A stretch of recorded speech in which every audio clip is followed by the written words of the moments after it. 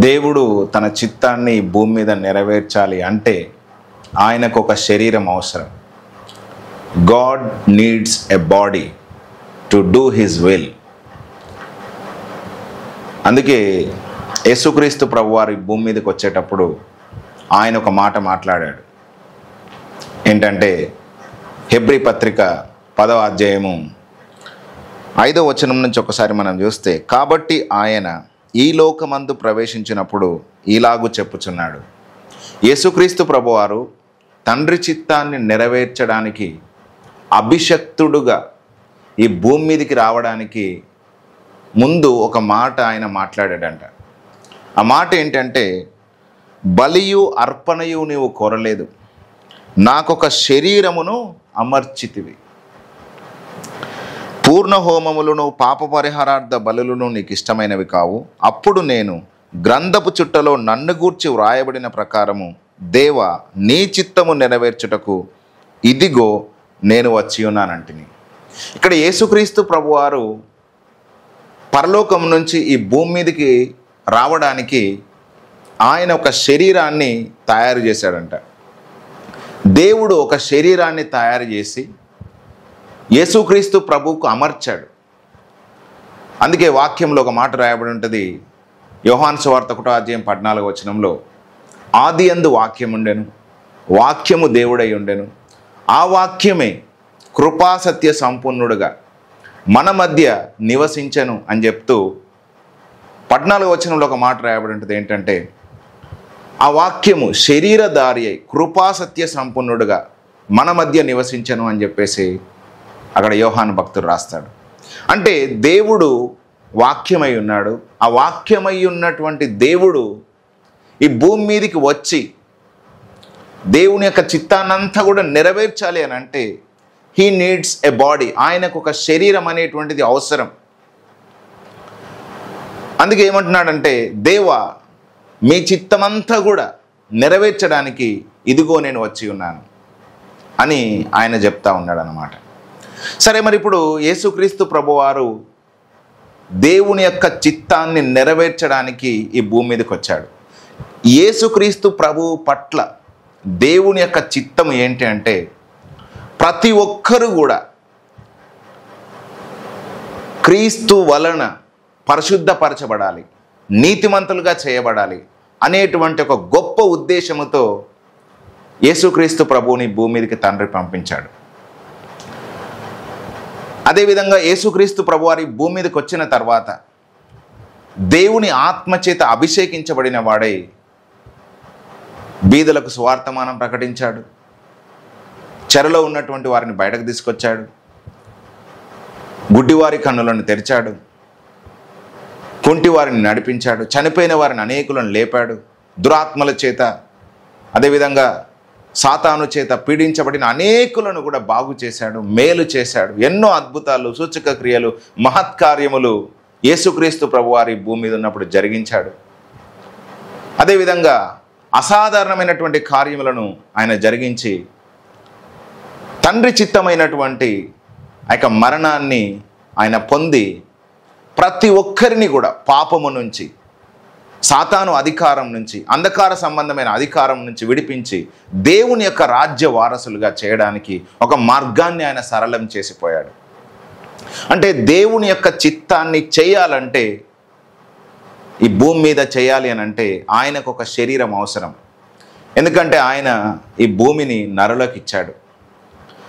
ఆయన సమస్తాన్ని కూడా నరుని పాదముల క్రింద ఆయన లోపరిచి ఉంచాడు. అందుకే దేవుడు తన చిత్తాన్ని నెరవేర్చడానికి మనుష్యులను అభిషేకిస్తాడు.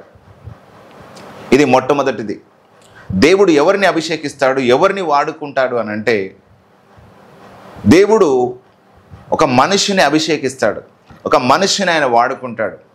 ఒక వ్యక్తి దేవుని చేత అభిషేకించబడ్డప్పుడు he will be separated from everyone. ప్రతి ఒక్కరి నుంచి కూడా అతడు ప్రత్యేకించబడతాడు. చూడండి, మనం చూస్తే కనుక అబ్రహాము యొక్క జీవితాన్ని చూస్తే, అబ్రహాము దేవుని చేత పిలువబడినటువంటి వ్యక్తి. అనేకులకు ఆశీర్వాదకరంగా మార్చాలని, అతని సంతానంలో నుంచి వచ్చేటువంటి క్రీస్తు ద్వారా సమస్త భూలోకములంతా కూడా దీవించబడాలని దేవుడు ఒక చిత్తాన్ని కలిగి ఉన్నాడు. ఆ చిత్తాన్ని నెరవేర్చడానికి అబ్రహామును దేవుడు ఏర్పాటు చేసుకున్నాడు. దేవునికి పిలుపుకు విధేయత చూపించినటువంటి అబ్రహామును దేవుడు తన ఆత్మచేత నింపి దేవుడు తన యొక్క విశ్వాసాన్ని అనుగ్రహించి తన యొక్క చిత్తము చొప్పున తనని సిద్ధపరిచి అనేకులకు ఆశీర్వాదకరంగా ఉండడానికి తను నిలబెట్టాడు.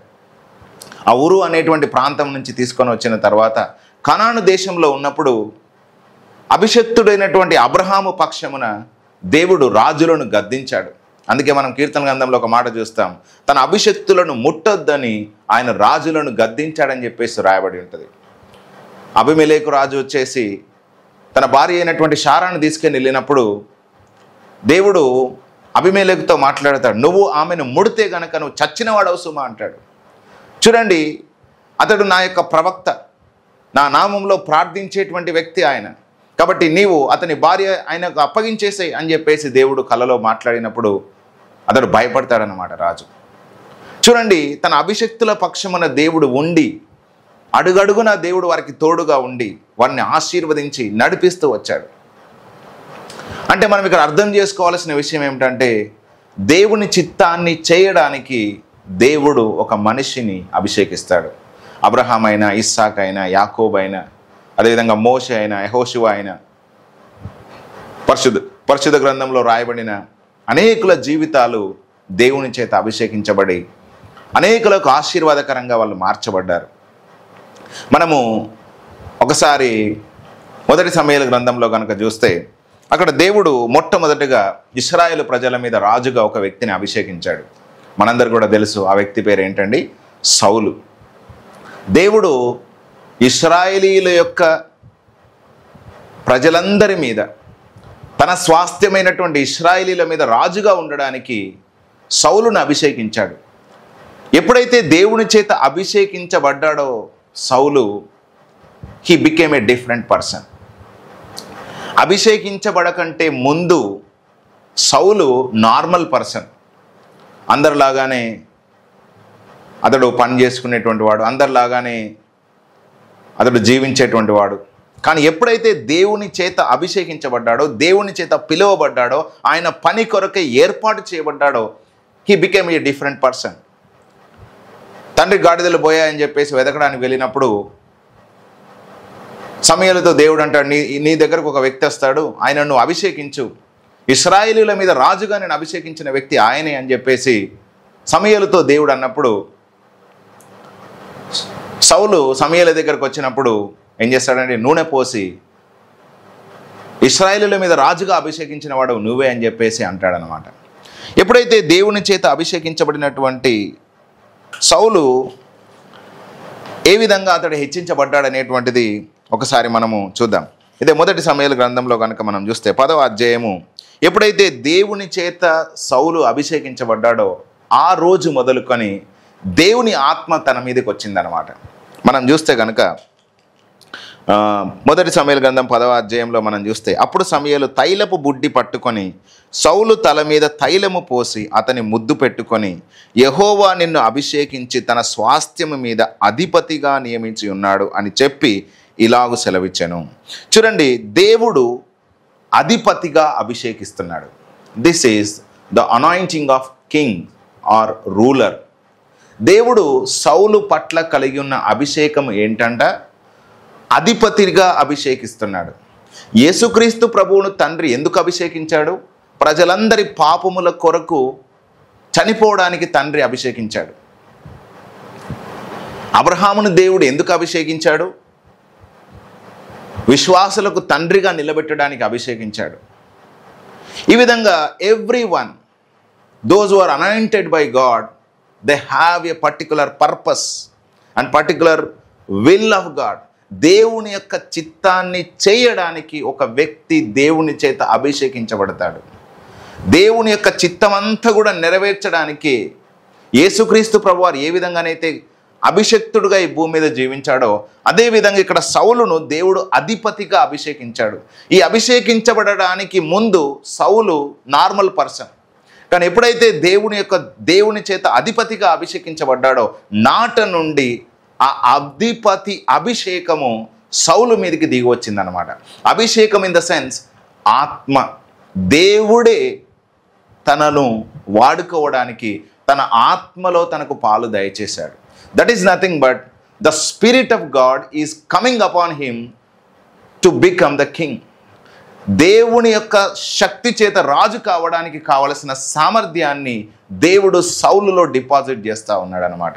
అందుకే ఇక్కడ సౌలు అంటున్నాడు, నీవు మార్గంలో సమయలు అంటున్నాడు సౌలుతో, నువ్వు మార్గంలో వెళ్తా ఉన్నప్పుడు దేవుని ఆత్మ నీ మీదకి వస్తుంది. అప్పుడు నీకు కొత్త మనస్సు కలుగుతుంది, నీకు సూచనలు కలబడతాయి, నువ్వు ఏ విధంగా నడిపించబడతావు ఆ ప్రకారం నువ్వు వెళ్ళు.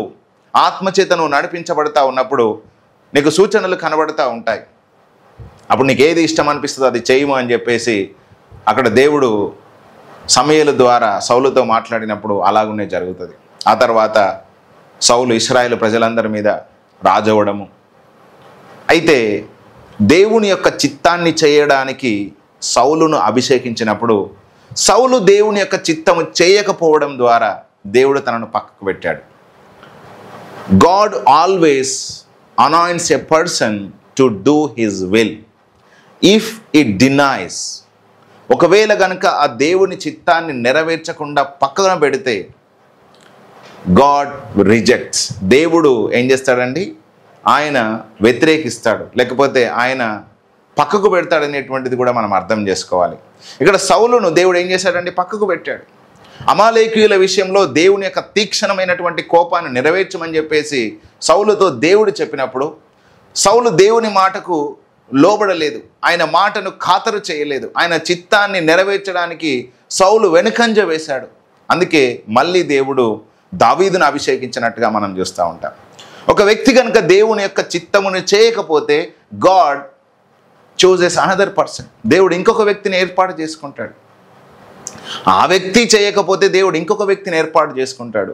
దేవుని ఉద్దేశాలను 100% చేయడానికి వ్యక్తులను, మనుష్యులను ఆయన ఏర్పాటు చేసుకుంటాడు. వారికి తన ఆత్మనిచ్చి తన చిత్తాన్నంతా తెలియజేసి వారిని నడిపిస్తాడనేటువంటిది మనం అర్థం చేసుకోవాలి. ఈరోజు ఈ వాక్యం వింటున్నటువంటి నా ప్రియమైన సహోదరులారా, స్నేహితులారా, దేవుడు ఈరోజు మిమ్మల్ని ఒక ప్రత్యేకమైన పని కొరకు అభిషేకించాడు. ఆయన చిత్తమంతా కూడా ఆయన మీతో మాట్లాడుతూ ఉన్నాడు. తండ్రి యొక్క చిత్తమంతా కూడా ఎరిగినటువంటి యేసుక్రీస్తు ప్రభువారు ఆ చిత్తము చొప్పున ఏ విధంగానైతే నెరవేర్చి భూమిని వదిలిపెట్టి వెళ్ళిపోయాడో అదేవిధంగా తండ్రి మనకిచ్చినటువంటి ప్రతి పనంతటిని కూడా దేవుని ఆత్మ ద్వారా చేసి మనం తండ్రి యొద్దకు వెళ్ళాల్సిందిగా దేవుడు కోరుకుంటున్నాడు. ఎప్పుడైతే సౌలు దేవుని యొక్క చిత్తములో నుంచి బయటకు వచ్చేసాడో దేవుడు ఆల్టర్నేట్గా ఎవరిని అభిషేకించాడండి, దావీదును అభిషేకించాడు. అందుకే ఒక మాట సమూయేలుతో దేవుడు అంటాడు, నేను ఒక వ్యక్తిని కనుగొని ఉన్నాను, అతడు నా హృదయానుసారుడైన మనుష్యుడు, నా చిత్తమంతా కూడా అతడు నెరవేరుస్తాడు అని దావీదు గురించి దేవుడు ముందుగా సాక్ష్యం ఇచ్చి దావీదును దేవుడు అభిషేకిస్తాడు. ఒకసారి కొన్ని నిమిషాలు మనము దావీదును గురించి ప్రత్యేకంగా ఈరోజు మనం చూద్దాం. మొదటి సమూయేలు గ్రంథం 16వ అధ్యాయంలో మనం చూస్తే కనుక దేవుడు సమూయేలు ద్వారా దావీదును అభిషేకించడము ఇక్కడ మనం చూస్తాం. బలి అర్పిస్తానని చెప్పి యెష్షయి ఇంటికి సమూయేలు వెళ్ళడం, ఆ తర్వాత అతని కుమారులందరినీ కూడా పిలవడం, ఒకరి వెనుక ఒకరు అందరూ కూడా వచ్చినప్పుడు ఏనను కాదు నేను కోరుకుంది అని చెప్పేసి అన్న తర్వాత 8వ వాడైనటువంటి దావీదు వచ్చినప్పుడు దేవుడు ఏ విధంగా మాట్లాడుతున్నాడు అనేది మనం చూద్దాం. మొదటి సమూయేలు గ్రంథం 16వ అధ్యాయం 12వ వచనంలో చూస్తే కనుక అతడు వాడిని పిలువనంపించి లోపలికి తోడుకొని వచ్చెను. అతడు ఎర్రని వాడును, చక్కని నేత్రములు గలవాడును, చూచుటకు సుందరమైన వాడనై ఉండెను. అతడు రాగానే నేను కోరుకున్నవాడు ఇతడే, నీవు లేచి వానిని అభిషేకించుమని యెహోవా సెలవీయగా సమూయేలు తైలపు కొమ్మును తీసి వాని సహోదరుల ఎదుట వానిని అభిషేకము చేసెను. నాట నుండి యెహోవా ఆత్మ దావీదు మీదికి బలముగా వచ్చెను. నాట నుండి యెహోవా ఆత్మ దావీదు మీదికి బలముగా వచ్చెను. నేను కోరుకున్నవాడు ఇతడే. ఇశ్రాయేలు ప్రజల మీద అధిపతిగా నేను నియమించినటువంటి సౌలు నా చిత్తాన్ని నెరవేర్చే విషయంలో విఫలమయ్యాడు కాబట్టి నేను మళ్ళీ దావీదును, నా చిత్తమంతటిని కూడా నెరవేర్చేటువంటి నా హృదయానుసారమైనటువంటి ఒక మనుషుని నేను కనుగొన్నాను, అతడే ఈ దావీదు, ఈయనను నువ్వు అభిషేకించుము అని చెప్పేసి సమూయేలుతో దేవుడు చెప్పినప్పుడు ఆ మాట చొప్పున సమూయేలు దావీదును అభిషేకించాడంట. ఆ రోజు మొదలుకొని దావీదు మీదికి దేవుని ఆత్మ బలముగా వచ్చింది. హల్లెలూయా. అంటే అభిషేకము ఇన్ ద సెన్స్ దేవుని ఆత్మ చేత నింపబడడం, ఒక పని చేయడానికి కావలసిన సామర్థ్యాన్ని దేవుని ద్వారా పొందుకోవడం. మనం చూస్తే కనుక పేతురు రాసిన పత్రికలో పేతురు జ్ఞాపకం చేస్తాడు, దైవ స్వభావములో పాలు పొందడం అంటాడు. అంటే దేవుడే అధిపతి, దేవుని ద్వారా తన చిత్తాన్ని నెరవేర్చడానికి భూమి మీద మనము జీవించాలంటే దేవుని యొక్క ఆత్మ అనేటువంటిది మనకు కావాలి. ఇక్కడ రాజుగా నిలబడడానికి కావలసినటువంటి ఆత్మాభిషేకాన్ని దేవుడు ఎవరికి ఇస్తున్నాడండి? దావీదుకి ఇస్తున్నాడంట. ఎప్పుడైతే సమూయేలు దావీదును అభిషేకించాడో ఆ రోజు మొదలుకొని ఏమైందంట? దేవుని ఆత్మ దావీదు మీదకి బలముగా వచ్చింది. అంతకుముందు దావీదు నార్మల్ ఒక గొర్రెల కాపరి, కానీ ఎప్పుడైతే దేవుని చేత అభిషేకించబడ్డాడో ఆ రోజు మొదలుకొని అతడు ఒక గొప్ప యోధుడుగా తయారయ్యాడు. అతడు గొర్రెల మందను కాచుకుంటున్నప్పుడు ఒక ఎలుగుబంటి వచ్చింది. ఆ గొర్రె పిల్లని ఎత్తుకొని పోతా ఉన్నప్పుడు దేవుని ఆత్మ బలముగా తన మీదకి దిగొచ్చింది. ఏం చేశాడండి? ఆ ఎలుగుబంటి నోట్లో నుంచి ఆ గొర్రె పిల్లను విడిపించాడు. అదేవిధంగా మరొక రోజు ఒక సింహం వచ్చింది. ఆ గొర్రె పిల్లను ఎత్తుకొని పోతా ఉన్నప్పుడు ఆ సింహము యొక్క గడ్డము పట్టుకొని దాన్ని పెరికి అందులో నుంచి ఆ యొక్క గొర్రె పిల్లను తీసేసి దాన్ని పట్టుకొని చంపి ఆ గొర్రె పిల్లను రక్షించాడు. అదేవిధంగా ఇశ్రాయేలు ప్రజలందరినీ కూడా గాతువాడైనటువంటి గొల్యాతు మాక్ చేస్తూ ఉన్నాడు, అపహాస్యం చేస్తూ ఉన్నాడు.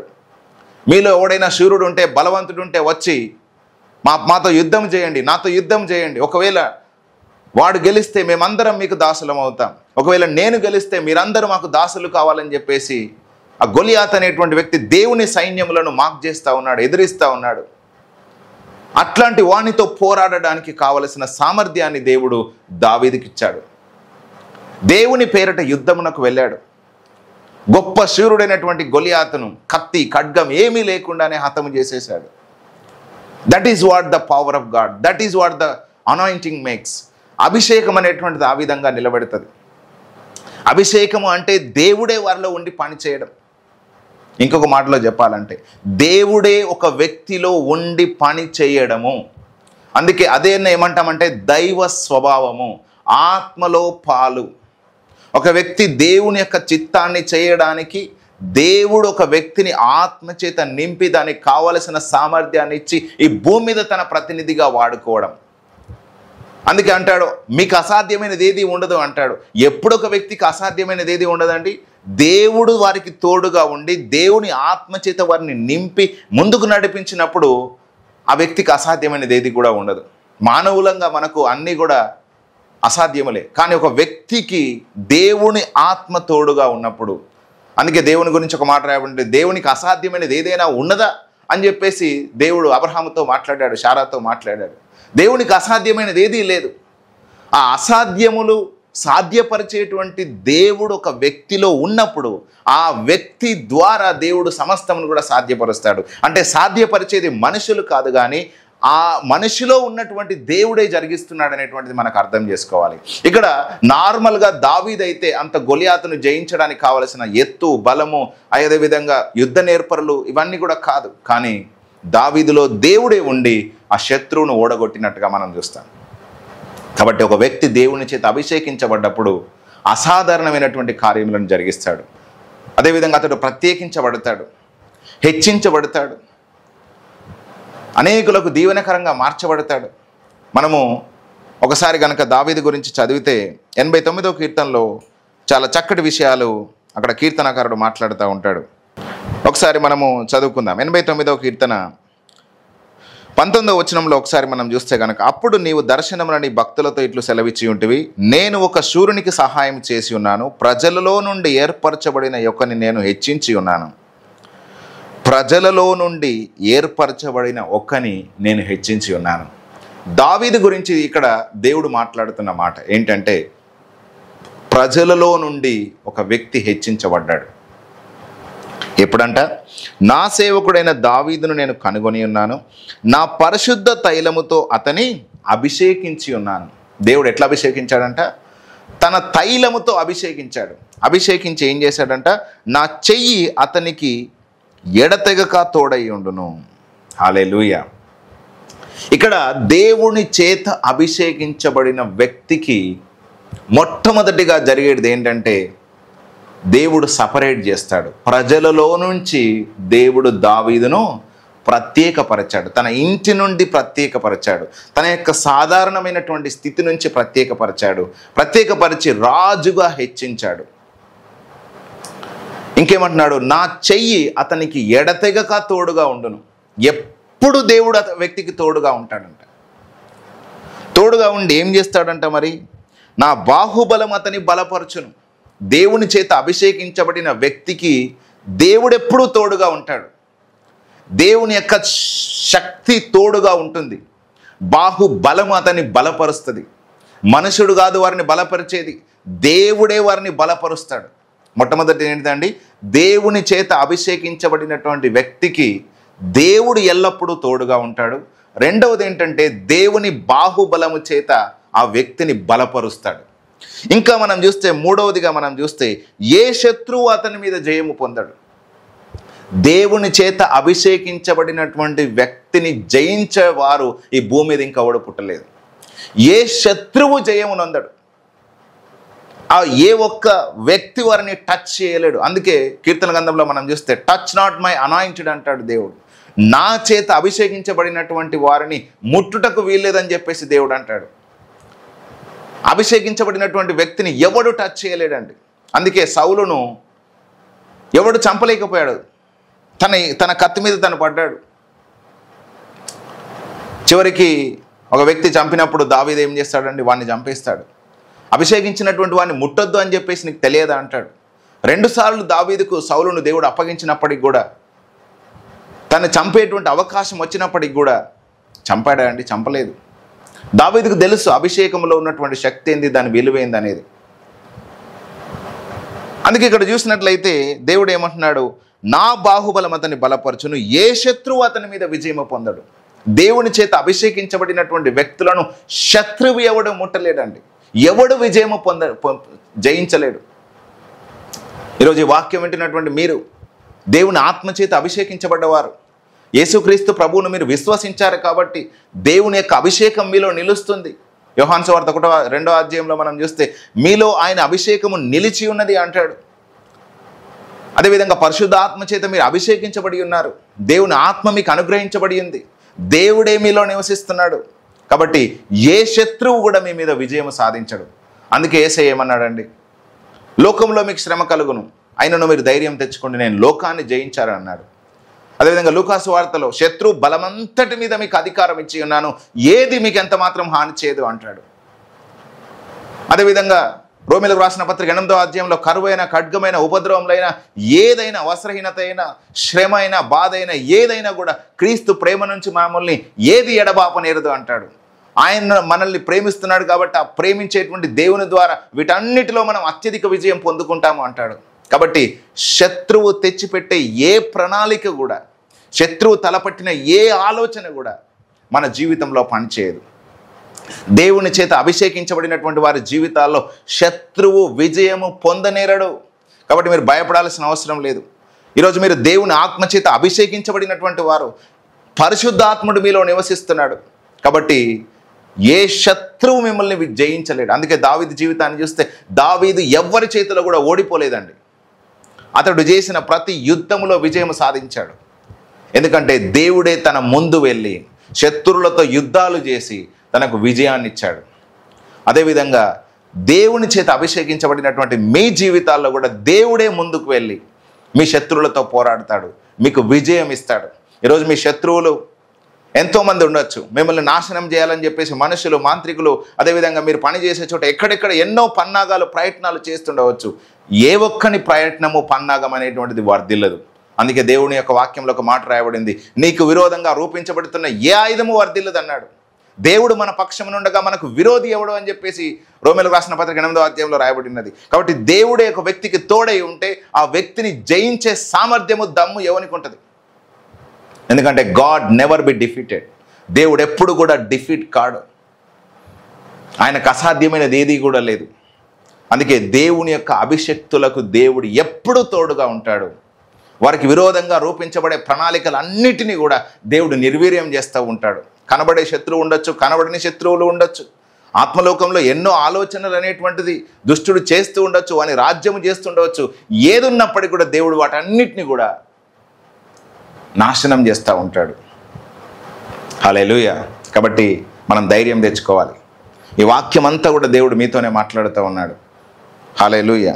సరే, ఇంకా మనం చూసినట్లయితే దోషకారులు అతని బాధపరచరు, అతని ఎదుట నిలవకుండా అతని విరోధులను నేను పడగొట్టేదను, అతని మీద పగపట్టు వారిని మొత్తేదను. చూడండి, ఎవరైతే అభిషక్తుల మీద పగపడతారో వారిని మొత్తుతానంటున్నాడు. ఇంకా చూసినట్లయితే నా విశ్వాసతయు నా కృపయు అతనికి తోడై ఉండును, నా నామమును బట్టి అతని కొమ్ము హెచ్చింపబడను. నేను సముద్రం మీద అతని చేతిని, నదుల మీద అతని కుడి చేతిని ఉంచెదను. నీవు నా తండ్రివి, నా దేవుడవు, నా రక్షణ దుర్గము అని అతడు నాకు మొరపెట్టును. కావున నేను అతన్ని నా జ్యేష్ఠ కుమారునిగా చేయుదును, భూరాజులలో అత్యున్నతినిగా ఉంచెదను, నా కృప నిత్యము అతనికి తోడుగా ఉండజేసేదను. ఇంకేం చేశారంటే దేవుడు భూరాజులలో అత్యున్నతునిగా నిలబెడతానన్నాడంట. చూడండి, దావీదుని ఎంతగా హెచ్చిస్తున్నాడు. నా కృప ఎప్పుడు తొలగిపోనివ్వను, శాశ్వతమైన కృప నాకు అతనికి చూపిస్తానంటున్నాడు. ఆకాశం ఉన్నంత వరకు అతని సింహాసనమును నేను నిలిపేదను, అతని కుమారులు నా ధర్మశాస్త్రమును విడిచి నా న్యాయ విధులను ఆచరింపని ఎడల, వారు కట్టడలను అపవిత్రపరిచి నా ఆజ్ఞలను గైకొనని ఎడల, నేను వారి తిరుగుబాటును దండముతోనూ వారి దోషమును దెబ్బలతోనూ వారిని శిక్షించదను. కానీ నా కృపను అతనికి బొత్తిగా ఎడము చెయ్యను, అబద్ధికుడు నేను నా విశ్వాస్యతను విడువను, నా నిబంధనను నేను రద్దుపరచను, నా పెదవుల గుండా బయలు వెళ్ళిన మాటను మార్చను. చూడండి, ఇట్లాంటి సత్య ప్రమాణములన్నీ కూడా దేవుడు దావీదుతో చేశాడు. దావీదు పక్షమున నిలబడ్డాడు. అతనితో దేవుడు చేసిన ప్రతి నిబంధనను ఆయన నెరవేర్చాడు. కాబట్టి ఈరోజు ఈ వాక్యం వింటున్నటువంటి నా ప్రియమైన సహోదరులారా, స్నేహితులారా, మీరందరూ కూడా దేవుని చేత అభిషేకించబడినటువంటి వారు. కాబట్టి దేవుడు మీకు ఎల్లప్పుడూ తోడుగా ఉంటాడు. You have to believe this word. అందుకే ఇమ్మానుయేలు అంటే దేవుడు మనకు తోడని అర్థం. యేసుక్రీస్తు ప్రభువారు తిరిగి అహనోనమై వెళ్ళిపోయేటప్పుడు కూడా ఆయన మాట్లాడాడు, నేను సదాకాలము యుగ సమాప్తి వరకు నేను మీకు తోడై ఉంటాను అన్నాడు. కాబట్టి అభిషేకించబడినటువంటి వారి జీవితాల్లో దేవుడే ఎల్లప్పుడూ తోడుగా ఉంటాడు. ఆయన ఆత్మ ద్వారా వారు బలపరచబడతారు. ఆయన హస్తము వారిని బలపరుస్తుంది. కాబట్టి వారు అసాధారణమైనటువంటి కార్యములను చేస్తారనేటువంటిది మనందరం కూడా అర్థం చేసుకోవాలి. కాబట్టి ఈరోజు మీరు దేవునికి ప్రార్థన చేయాలి. ప్రభువా, నన్ను మీరు అభిషేకించండి నాయన. తండ్రి, మీ ఆత్మచేత నన్ను అభిషేకించండి. ఆ రోజు దావీదుకు మీరు ఏ విధంగానైతే తోడుగా ఉండి అతని శత్రువులతో మీరే యుద్ధములు చేసి విజయం ఏ విధంగానైతే ఇచ్చారో, అతన్ని మీరే జనుల్లో నుంచి ప్రత్యేకపరిచి హెచ్చించారో, అతడు సైన్యములను జయించడానికి కావలసిన సామర్థ్యాన్ని మీ ద్వారా ఏ విధంగానైతే పొందుకున్నాడో, దేవా నాకును సామర్థ్యం దయచేయండి అని చెప్పేసి కనుక మీరు ఈరోజు ప్రార్థిస్తే తప్పకుండా దేవుడు సహాయం చేస్తాడు. తప్పకుండా మిమ్మల్ని ఆయన హెచ్చిస్తాడు. మీ విరోధుల మీదకు తప్పకుండా ఆయన విజయం ఇస్తాడు. మీ పక్షమున దేవుడు విడవకుండా తన కృపను చూపిస్తాడు. ఆయన చిత్తాన్ని మీడలు తప్పకుండా నెరవేరుస్తాడు. ఎవడు కూడా మిమ్మల్ని టచ్ చేయలేనంత స్థాయిలో మీరు తప్పకుండా ఈ భూమి మీద జీవిస్తారు. అట్టి కృప దేవుడు మీకు అనుగ్రహిస్తాడు. హల్లెలూయా. ఈ మాటలు మీకు అర్థమైతే ఆమేన్ అని టైప్ చేయండి, ఆమేన్ అని చెప్పండి. అదేవిధంగా మనం చూసినట్లయితే యేసుక్రీస్తు ప్రభువారిని కూడా తండ్రి అయినటువంటి దేవుడు అభిషేకించాడు. ఎందుకోసం అభిషేకించాడు అనేటువంటిది మనం చూస్తే ఒకసారి యెషయా గ్రంథము 61వ అధ్యాయంలో మనం చూస్తే కనుక యేసుక్రీస్తు ప్రభువారిని గురించి యెషయా భక్తుడు ముందుగానే రాస్తూ ఉంటాడనమాట. ఒకసారి మనము చూద్దాం. 61వ అధ్యాయము మొదటి నుంచి కనుక చూస్తే, ప్రభువగు యెహోవా ఆత్మ నా మీదికి వచ్చి ఉన్నది. ఇక్కడ దావీదు మీదికి అభిషేకించబడిన తర్వాత ఏ విధంగానైతే దేవుని ఆత్మ వచ్చిందో, ఇక్కడ యేసుక్రీస్తు ప్రభువు మీదికి కూడా ఏమొచ్చిందంట? దేవుని ఆత్మ వచ్చిందంట. దీనులకు సువార్తమానం ప్రకటించుటకు యెహోవా నన్ను అభిషేకించను. Right, why God has been anointed Jesus Christ. ఎందుకు యేసుక్రీస్తు ప్రభువును తండ్రి అభిషేకించాడు అని అంటే, సువార్తమానము చెప్పడానికి, టు ప్రీచ్ ద గాస్పల్. సువార్తమానము చెప్పడానికి కూడా అభిషేకము కావాలి. దేవుని యొక్క ప్రేమను, దేవుని యొక్క కృపను, ఆయన యొక్క హితవత్సరమును చెప్పడానికి అభిషేకం అనేటువంటిది, ఆత్మ అనేటువంటిది కావాలి. ఇక్కడ యేసయ్యకు పరిశుద్ధాత్మ అభిషేకము లేకపోతే దేవుని యొక్క ఆత్మ ఎందుకు అనుగ్రహించబడిందట అంటే సువర్తమానము చెప్పడానికి. ఇంకా చూసినట్లయితే నలిగిన హృదయము గల వారిని దృఢపరచడానికి. ఎంతోమంది నలిగిపోయి ఉన్నారు. ఎంతోమందికి ఉన్నటువంటి రోగాలను బట్టి, బలహీనతలను బట్టి, కుటుంబము చితికిపోయినటువంటి పరిస్థితులు, లేకపోతే నానా విధములైనటువంటి బంధకాలు, అనారోగ్య సమస్యలు వారిని ఏం చేశాయండి? నలిచేశాయి. అందుకే యేసుక్రీస్తు ప్రభువారు ఎక్కడికి వెళ్ళినప్పటికి కూడా ఆయన రోగులను చూసినప్పుడు వారి మీద జాలి చూపించాడు, దయ చూపించాడు, కనికరపడ్డాడు. అయ్యో వీరు కాపరు లేనటువంటి గొర్రెల వలె చెదిరి ఉన్నారని చెప్పేసి వారి మీద కనికరపడి వారిని స్వస్థపరిచాడు, వారితో మాట్లాడాడు, పరలోక సంబంధమైనటువంటి విషయాలన్నీ కూడా చెప్పాడు. అందుకే ఆయన గురించి ఒక మాట రాయబడి, నలిగిన రెల్లును ఆయన విరిచే దేవుడు కాదు, మఖమలకలాడుతున్న జనపనార వత్తిని ఆర్పేటువంటి దేవుడు కాదు. వినేదాన్ని బట్టి ఆయన విమర్శ చేయడు, కానీ తన దేవుడైనటువంటి ఆ యొక్క తండ్రిని బట్టి, దేవుని నీతిని బట్టి ఆయన విమర్శ చేస్తాడని చెప్పేసి ఆయనను గురించి రాయబడి ఉన్న యెషయా గ్రంథంలోని. కాబట్టి నలిగినటువంటి వారికి ఏంటంట? దృఢపరచడానికి యేసుక్రీస్తు ప్రభువారు ఉన్నాడు. చెరలోనున్న వారికి విడుదలను, బంధించబడిన వారికి విముక్తిని ప్రకటించుటకు, యెహోవా హితవత్సరమును, మన దేవుని ప్రతిదండన దినమును ప్రకటించుటకు, దుఃఖాక్రాంతులందరినీ ఓదార్చుటకు. ఎవరికట? చెరలో ఉన్న వారికి విడుదలను ప్రకటించడానికి, బంధించబడినటువంటి వారికి విముక్తిని ప్రకటించడానికి యేసయ్య వచ్చాడు. ఎంతోమంది కూడా పాపములో బంధించబడ్డారు, ఎంతోమంది కూడా సాతాను చేత బంధకాల్లో ఉన్నారు. వారందరినీ కూడా విడిపించాడు. హల్లెలూయా. 18 సంవత్సరాల నుంచి నడుము వంగిపోయినటువంటి స్త్రీని స్వస్థపరిచేటప్పుడు యేసయ్య ఏమన్నాడండి? ఈ అబ్రహాము కుమార్తెను ఇన్ని సంవత్సరాలు సాతానుడు బంధించాడన్నాడు. ఆమెను ఆయన విడిపించాడు. హల్లెలూయా. అనేకులను కూడా ఆయన విడిపించాడు. సాతాను బంధకాల నుంచి యేసుక్రీస్తు ప్రభువారు నేటికి విడిపిస్తూనే ఉన్నాడు. ఇంకేమంటున్నాడండి చూడండి, సియోనులో దుఃఖించి వారికి ఉల్లాస వస్త్రములను ధరింపజేయుటకు, బూడిదకు ప్రతిగా పూదనను, దుఃఖమునకు ప్రతిగా ఆనంద తైలమును, భారభరితమైన ఆత్మకు ప్రతిగా స్తుతి వస్త్రమును వారికిచ్చుటకు ఆయన నన్ను పంపి ఉన్నాడు. చూడండి, దుఃఖమునకు ప్రతిగా, బూడిదకు ప్రతిగా, అదేవిధంగా భారభరితమైన ఆత్మకు ప్రతిగా స్తుతి వస్త్రమును, ఆనందమును, పూదండను, ఉల్లాసమునిచ్చడానికి దేవుడు యేసయ్యను పంపించాడు. అంటే ఎవరైతే బాధలో ఉన్నారో, దుఃఖములో ఉన్నారో, నిరాశలో ఉన్నారో, కృంగిపోయి ఉన్నారో, అనారోగ్యంలో ఉన్నారో, సాతాను చేత కొట్టబడ్డారో వారందరికీ విడుదల ఇవ్వడానికి యేసుక్రీస్తు ప్రభువారిని తండ్రి అయిన దేవుడు అభిషేకించాడు. అందుకే అపోస్తలుడైనటువంటి పేతురు ప్రసంగం చేసేటప్పుడు యేసుక్రీస్తు ప్రభువుని గురించి ఒక మాట చెప్తాడు. 10వ అధ్యాయం 38వ వచనం కనుక చదివితే, అపోస్తలుల కార్యములు 10వ అధ్యాయము 38వ వచనం కనుక మనం చదివితే, అక్కడ యేసుక్రీస్తు ప్రభువును తండ్రి అయినటువంటి దేవుడు ఎందుకు అభిషేకించాడు అనేటువంటిది అక్కడ మాట్లాడుతూ ఉంటాడు. మనం చూస్తే, అదేదనగా దేవుడు నజరేయుడైన యేసును పరిశుద్ధాత్మతోనూ శక్తితోనూ అభిషేకించనన్నది. దేవుడు ఆయనకు తోడై ఉండను కనుక ఆయన మేలు చేయుచు అపవాది చేత పీడించబడిన వారందరినీ స్వస్థపరచుచు సంచరించుచుండెను. ఏమైందంట? యేసుక్రీస్తు ప్రభువును తండ్రి అయినటువంటి దేవుడు అభిషేకించాడంట. ఎట్లనట? ఆత్మతోనూ శక్తితోనూ అభిషేకించాడు. God anointed Jesus Christ with his holy spirit and power. పరిశుద్ధాత్మతోనూ శక్తితోనూ అభిషేకించబడ్డాడు యేసయ్య. అందుకే ఆయన రోగులను స్వస్థపరిచాడు, దురాత్మల చేత పీడించబడినటువంటి వారందరినీ విడిపించాడు, బంధకాల్లో ఉన్న వారందరినీ విడిపించాడు. లూకాసు వార్తలో కూడా ఒక మాట రాయబడి ఉంటుంది 5వ అధ్యాయంలో, స్వస్థపరచునట్లు ప్రభువు శక్తి ఆయనకు ఉండెను అని చెప్పేసి రాయబడి ఉంటుంది. నేను దేవుని వ్రేలి చేత దయ్యములను వెలగొడుతున్నాను అన్నాడు. కాబట్టి దేవుడే యేసుక్రీస్తు ప్రభు ద్వారా ఏం చేశాడండి? అద్భుతాలను, ఆశ్చర్యకార్యములను, సూచక క్రియలను జరిగించాడు. Christ is nothing but anointed. క్రీస్తు అంటే అభిషక్తుడు. ఎందుకోసం అభిషక్తుడు? మేలు చేయడానికి అభిషక్తుడు, బంధకాల్లో ఉన్న వారిని విడిపించడానికి అభిషక్తుడు, అదేవిధంగా చీకటిలో ఉన్న వారికి విడుదలను ప్రకటించడానికి అభిషక్తుడు, నలిగినటువంటి వారిని బలపరచడానికి అభిషక్తుడు, కృంగినటువంటి వారిని లేవనెత్తడానికి అభిషక్తుడు. ఇవన్నీ లక్షణాలు తండ్రి లక్షణాలు. ఆ తండ్రి లక్షణాలన్నీ కూడా తన ప్రియ కుమారుడైనటువంటి క్రీస్తు ద్వారా ఈ భూమి మీద ప్రత్యక్షపరచబడతా ఉన్నాయి. అందుకే మనం అర్థం చేసుకోవాలి, ఎవరైతే దేవుని ఆత్మ చేత ఒక ప్రత్యేకమైన పర్పస్ కొరకు అభిషేకించబడతారో దేవుని యొక్క లక్షణాలు వారి ద్వారా ఈ భూమి మీద కనపరచబడతాయి. హల్లెలూయా. అంటే వారు యేసును పోలి, అంటే క్రీస్తును పోలి, అంటే తండ్రిని పోలి భూమి మీద జీవిస్తారు. యేసయ్య ఏం చేశాడంట? మేలు చేస్తూ సంచరించాడంట. కాబట్టి ఈరోజు పరిశుద్ధ ఆత్మ చేత మనం అభిషేకించబడ్డప్పుడు యేసు వలె మనం ఈ భూమి మీద జీవిస్తాం. క్రీస్తు వలె మనం కూడా అనేకులను విడిపిస్తాం.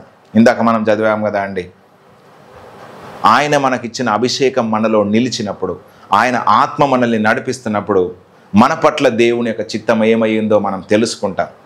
యేసుక్రీస్తు ప్రభువారు లూకా సువార్త 4వ అధ్యాయంలో మనం చూస్తే ఆయనకు యెషయా గ్రంథం చదువుమని చెప్పేసి ఇచ్చినప్పుడు ఆయన ఎందుకోసం ఈ భూమి మీదకి పంపించబడ్డాడో ఆ చోటు ఆయనకు దొరికిందంట. అది చూసి ఈ వాక్యం మీ వినికిడిలో నెరవేరింది అన్నాడు. అంటే Jesus Christ finding his purpose, he know why he was sent for. ఎందుకోసం ఆయన ఈ భూమి మీదకి పంపించబడ్డాడో ఆయనకు తెలుసు. ఈరోజు నిన్ను నన్ను దేవుడు ఎందుకోసం అభిషేకించాడనేటువంటిది మనకు తెలియాలి. అప్పుడు we get the fullest potential from God. అప్పుడు మనం దేవుని నుంచి ఆ యొక్క సామర్థ్యాన్ని మనం పొందుకుంటాం. కాబట్టి you have to ask God, you have to seek God for the will of God. దేవుని యొక్క చిత్తం ఏంటి, దేవుని యొక్క ఉద్దేశం ఏంటి మీ పట్ల అనేటువంటిది మీరు తెలుసుకోవాలి. ఎందుకోసం దేవుడు మిమ్మల్ని పిలుచుకున్నాడు, ఆ పిలుపు వలన కలిగిన నిరీక్షణ ఏంటి, మీలో దేవుడు కనపరిచేటువంటి బలాతిశయం ఏంటో, ఆ మహిమ వలన కలిగేటువంటి నిరీక్షణ ఏంటో మీరు గ్రహించాలని చెప్పేసి పౌలు ఏ విధంగానైతే ప్రార్థించాడో ఈరోజు నేను కూడా మీ నిమిత్తం ప్రార్థిస్తున్నాను దేవునికి. తప్పకుండా మీరు యొక్క ఉద్దేశాలు, దేవుడు మీ పట్ల కలిగి ఉన్న చిత్తాలు మీకు తప్పకుండా బయలుపరచబడును గాక. యేసయ్య ఏ విధంగానైతే అభిషేకించబడి ఆత్మ ద్వారా కార్యములను చేశాడో, ఆయన వెళ్ళిపోయిన తర్వాత శిష్యులతో కూడా అదే చెప్పాడు, నేను వెళ్తున్నాను, తండ్రి నా నామమున తన ఆత్మను మీ మీదకి పంపించబోతున్నాడు, దాని కొరకు మీరు ఎదురు చూడండి. నా ఆత్మ లేకుండా, పరిశుద్ధ ఆత్మ లేకుండా, ఆ అభిషేకం లేకుండా మీరేమీ చేయలేరు అని శిష్యులకు చెప్పినప్పుడు ఆ శిష్యులు పరిశుద్ధాత్మ అభిషేకం కొరకు ఆ మేడగదిలోనికి వెళ్ళి అందరూ కలిసి ప్రార్థన చేశారు. ప్రార్థన చేసినప్పుడు ఆ పెంతెకోస్తు అనేటువంటి పండగ దినమున బలమైన గాలి వలె దేవుని యొక్క ఆత్మ వారి మీదకి దిగి వచ్చింది. అప్పుడు వారందరూ కూడా శక్తి చేత నింపబడ్డారు, వారందరూ కూడా ఆత్మ చేత నింపబడ్డారు. అగ్ని నాలుకల్లా దేవుని యొక్క ఆత్మ వారి మీద పని చేసింది. వారందరూ కూడా కొత్త భాషల్లో మాట్లాడారు. భూదిగంతముల వరకు యేసుక్రీస్తు ప్రభువును మోసుకెళ్లారు. ఎన్నో అద్భుతాలు దేవుని ద్వారా చేశారు. ఎంతోమంది వాళ్ళని చంపాలని ప్రయత్నం చేసిన ఎవ్వడు వారిని ముట్టలేకపోయాడు. ఎంతోమంది వారిని బెదిరించిన బెదిరింపులను ఖాతరు చేయలేకపోయారు. ఎన్నోసార్లు వాళ్ళు నిందించబడ్డారు, ఇరికించబడ్డారు, అవమానపరచబడ్డారు. ఆ యొక్క నానా విధములైనటువంటి చిత్రహింసలకు గురైన ఎవడు కూడా వారి ప్రాణాన్ని తీయలేకపోయారు. అంటే చూడండి, దేవుని ఆత్మ ఒక వ్యక్తిని బలపరిచినప్పుడు అసాధారణమైనటువంటి వ్యక్తులు అవుతారు.